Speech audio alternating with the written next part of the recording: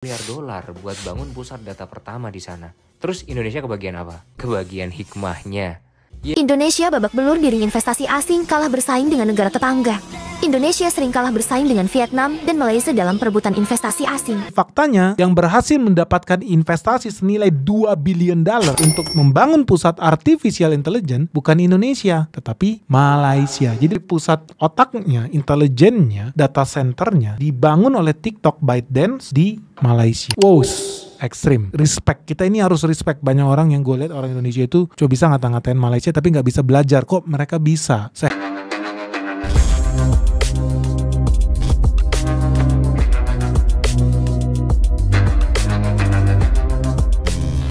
Assalamualaikum warahmatullahi wabarakatuh, geng. Berjumpa lagi bersama saya Iki. Gimana kabar-kabar saudara-saudara, sahabat-sahabat saya? Semoga kabar kalian selalu baik-baik saja, dilindungi oleh Allah Subhanahu wa taala, dijauhkan dari segala bala musibah dan diberi umur panjang. Amin ya rabbal alamin. Oke, geng, seperti biasanya di video kali ini Ikinya akan ngereaksi beberapa video yang telah di-tag maupun yang telah terjumpa di TikTok. Dan di video kali ini Ikinya akan ngereaksi sebuah video pernyataan pahit dan pernyataan sulit buat netizen-netizen Konoha nih, geng. Kenapa? Karena dari seorang TikToker ini bilang, geng, Malaysia selalu dicaci, Malaysia selalu dihina, Malaysia selalu direndahkan, bahkan dipandang sebelah mata dan selalu disalahkan saat terjadi konflik antara kedua negara ini ataupun antara netizen ataupun tersilap apa benda lah pokoknya tentang itu. Namun netizen-netizen ini ataupun orang-orang yang menyalahkan negara Malaysia, mereka tidak belajar kepada negara Malaysia. Wah. Kira-kira apa nih, geng? Apa pasal orang asing tidak begitu suka nanam modal di Indonesia? Apakah lebih suka nanam modal di Malaysia dan lain sebagainya? Apakah negara Malaysia makin maju sedangkan negara Indonesia makin runtuh? Wah, belum tahu juga jawabannya akan di video yang akan Ikinya reaction berikut kali ini ya, geng ya.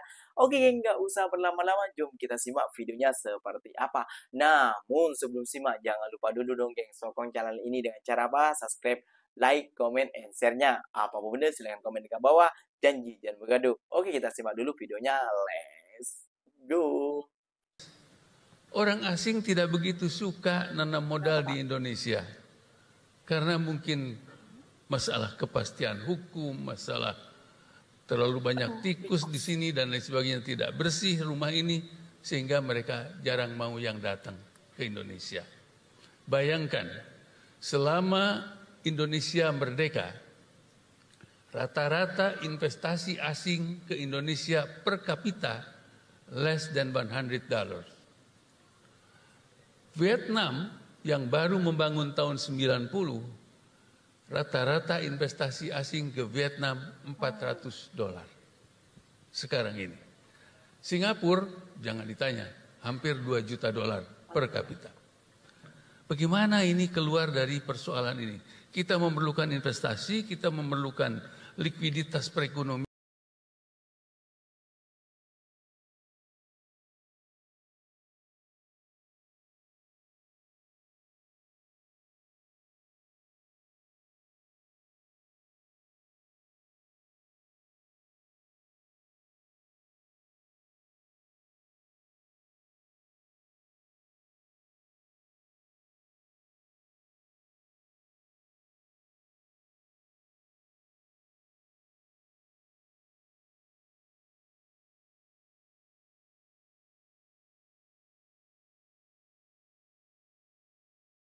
Itu 1,6 triliun.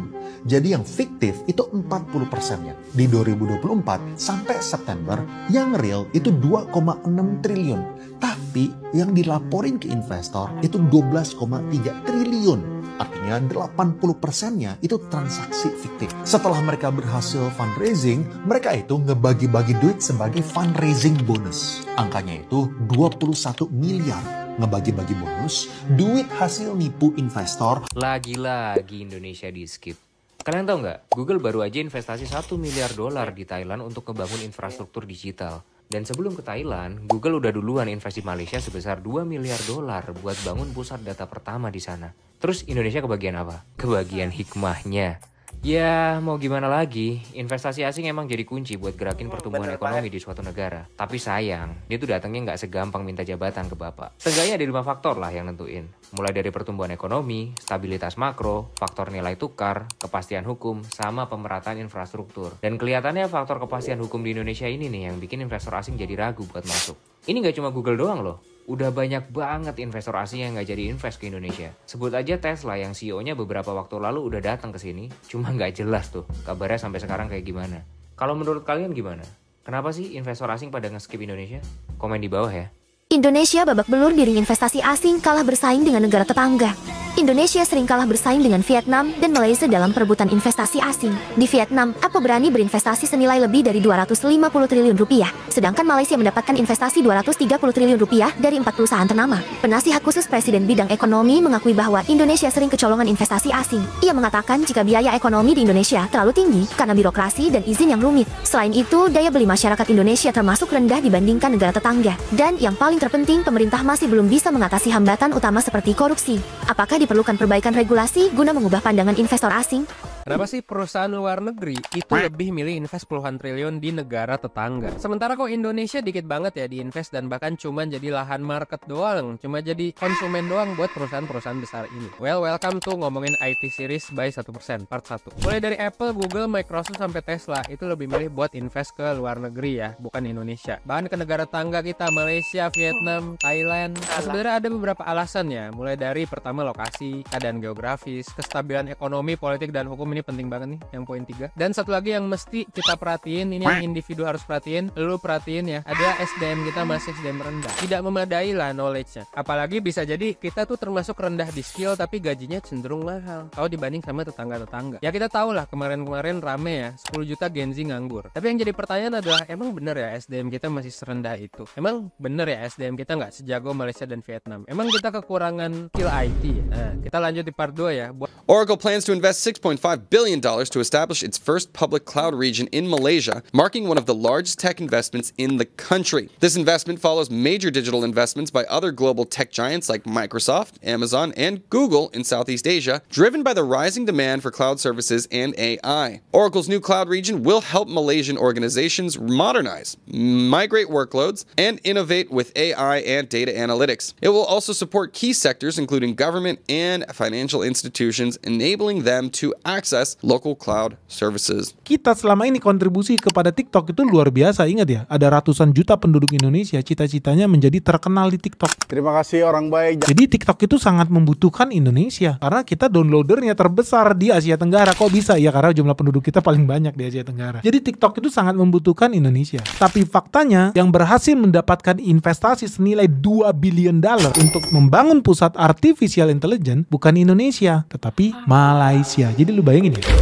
udah yang goyang-goyang orang Indonesia, yang nonton juga orang Indonesia, yang tambah bego juga orang Indonesia, yang download juga orang Indonesia, konsumennya pun orang Indonesia, tapi pusat otaknya, intelijennya, data centernya dibangun oleh TikTok ByteDance di Malaysia. Wow, ekstrim. Respect. Kita ini harus respect. Banyak orang yang gue lihat orang Indonesia itu coba bisa ngata-ngatain Malaysia tapi nggak bisa belajar. Kok mereka bisa sehebat itu? Apa yang kita harus pelajari?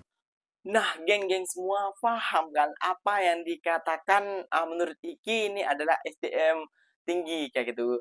IQ di atas rata-rata kayak gitu, yang mengerti tentang ekonomi Indonesia dan mengerti tentang bahwasannya kita harus mencontoh negara mana sih yang akan bisa setara seperti kita, yang bisa kita ambil contohnya. Dan negara mana sih yang selalu kita katain, yang selalu kita hina, yang selalu kita rendahkan, sedikit-sedikit mau ganyang Malaysia, sedikit-sedikit mau perang dengan Malaysia, sedikit-sedikit mau gaduh dengan Malaysia, sedikit-sedikit yang menyalahkan Malaysia, sedikit-sedikit Malaysia seperti ini dan lain seperti itu. Ini pemikiran seperti ini adalah ya dibilang SDM kita rendah, ya jangan marah. Namun itu adalah fakta kayak gitu. Dibilang IQ kita di bawah rata-rata, ya gak usah marah. Itu memang faktanya. Jadi apa kayak gitu? Penyebabnya apa kayak gitu? Ya penyebabnya dari kita juga. Bukan cuma bisa menyalahkan pemerintah saja. Dari orang-orang kita juga. Orang-orang kita juga harus mentality berubah.